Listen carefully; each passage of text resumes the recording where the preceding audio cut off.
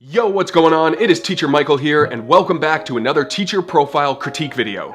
Today, I'm going to be critiquing the profile of teacher Lisa. And if you've watched any of my critique videos so far, you know the drill. I'm going to start by watching Lisa's video, then I'm going to read her bio, look at her pictures, and see if there's any way that we can strengthen her profile. So without further ado, let's start by watching Lisa's profile video.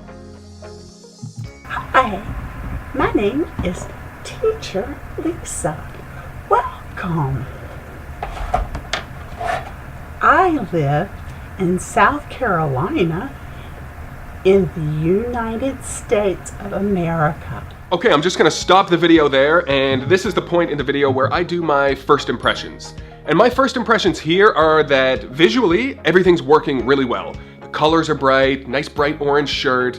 There's nothing distracting in the background, okay? This is very classroom friendly, so awesome job on that, Lisa. The second thing that I did notice is that it was a little bit hard to hear her. Lisa did tell me that she had a hoarse voice on the day, which is not uncommon for teachers or parents. This is something that everyone deals with, so here's what I will say about that. If you happen to have recorded your video on a day where you have a sore throat, or you're feeling a little under the weather, or your energy is particularly low for whatever reason, you can always remake your video and re-upload it. I would suggest for Lisa to re-record this video on a day where her voice is 100% and she's able to project and really be present in the video. So that's my first impression. Let's continue with the video. This is our flag. This is where we live. I have learned about the terracotta warriors.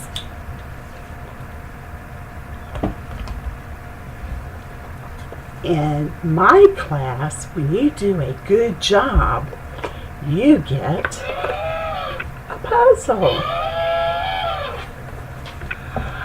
I hope to see you very soon in my class. Bye!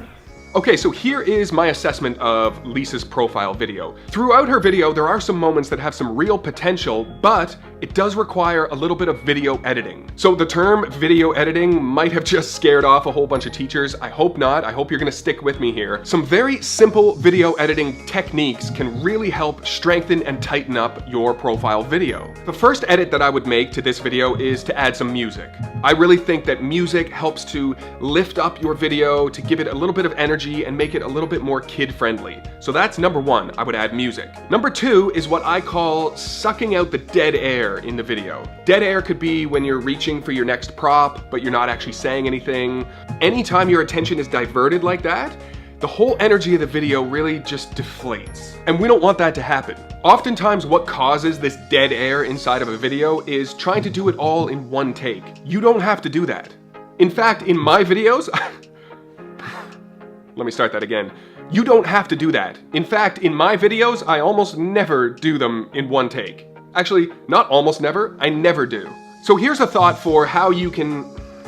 That's not how I want to say that. So here's what I would recommend to sort of overcome that dead air problem. Record the video in short bursts. Start with the introduction, let us know your name, where you're from, and then cut. Tell us something about yourself, your favorite food, your favorite animal, what you like to do in your spare time, and then cut. These can be short 5 to 10 second video clips that you can then, afterwards, in your video editing program, stitch together. I'm gonna put a few links in the description below that will direct you to some YouTube tutorials that can help you learn how to do some basic video editing.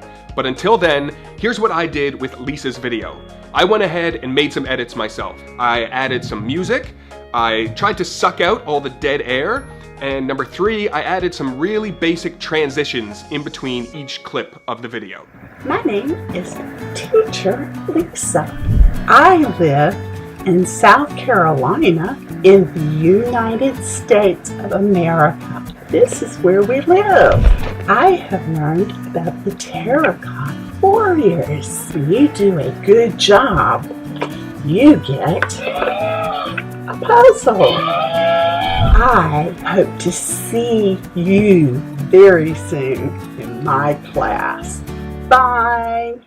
I'll let you be the judge, but in my opinion, I think those 3 little changes really help to strengthen this video. So I'm gonna move on to the next section of the bio, section 2 out of 3, and the second section is the written portion. So here's what teacher Lisa has to say. Hello, I have a Bachelor's of Science degree, and I've been teaching adult learners for 20 years. So right away, there are 2 things in that first sentence that I would change. Or I should say 2 things that I would omit, and that is science teacher and adult learners. This is a platform for English teachers that teach children. So by saying that you have a science degree and experience teaching adults, right away you're putting yourself at a disadvantage. The 20 years of experience is awesome, but if I had to choose between an English teacher who has experience teaching children and a science teacher with experience teaching adults, I would choose the children's English teacher. So that's just one little tweak. It's not lying, it's just omitting information. And this is something that when I was a kid would drive my mom absolutely crazy. I would just omit information all the time. I was a terrible liar, but I was really good at withholding information. I would just say I have a bachelor's degree and I have 20 years of teaching experience. Let's continue. I have been with VIPKid since December. I am honored to be working with VIPKid and to help your child with the English language. Very good. I am married. I have 3 dogs and an 8-year-old granddaughter.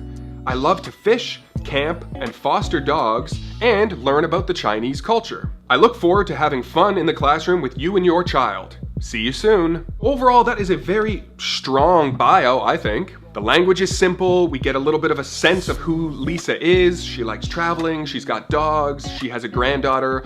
All of these things are really nice, personal touches. The only thing that I would change about that is sort of tweaking the science and adult portion of it right at the beginning. Now let's get into the photographs, and the photos are just as important as the first 2 elements. And the expression, a picture is worth 1,000 words, it's a cliche for a reason. It really does communicate a lot about who you are. And because of that fact, they are super important. So let's look at Lisa's photos.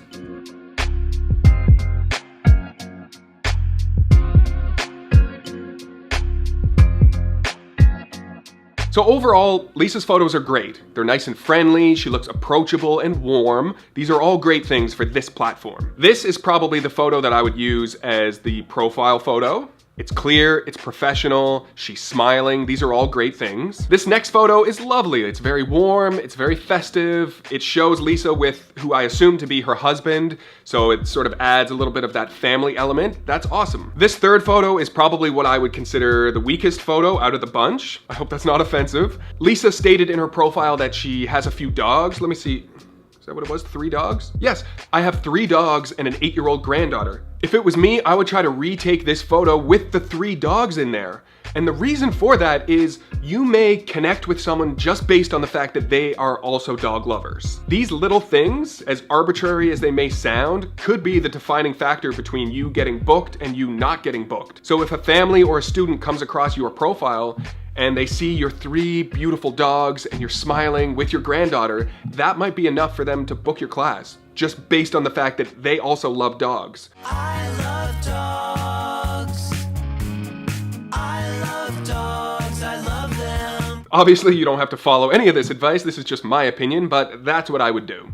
So I'm gonna leave the video right there. I just wanna thank you, Lisa, for participating in this video. I also have included my referral links and my referral code, so if you've been watching any of my videos and you found them helpful and you are new to VIPKid or you're just about to start the application process, it would be awesome if you would use my referral link to apply to VIPKid, and I would be more than willing to help answer any questions that you have along the way, coach you, guide you, offer a little bit of mentorship so that you can become the most successful VIPKid teacher that you can be. That is all for me. Thank you so much for watching. Don't forget to subscribe to my channel if you haven't done so already. Give me a little thumbs up if you enjoyed this video or found it helpful. And until the next time, I will see you on the internet. Peace.